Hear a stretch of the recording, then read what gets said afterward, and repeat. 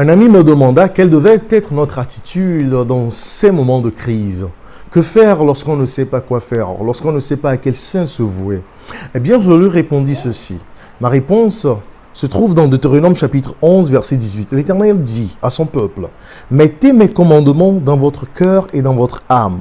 Vous les attacherez comme un signe sur vos mains et ils seront comme une marque entre vos yeux. » Vous savez, l'Éternel voudrait que nous nous imprégnions de ces paroles, car la foi vient de ce qu'on entend et ce qu'on entend vient de la parole de Dieu, car nous ne marchons pas par la vue, mais nous marchons par la foi.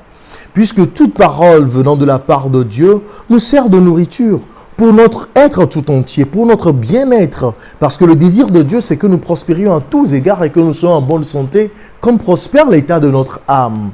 Eh bien, en ces moments, inondez-vous de la parole de Dieu. Soyez imbibés de la parole de Dieu. Oh, nourrissez-vous de cette parole. Immunisez-vous avec cette parole. Oh, je vous en prie, chers amis, chers abonnés de Parole d'Espérance. En ces temps de confinement ou que vous soyez en quarantaine ou en isolement, la parole de Dieu sera votre appui.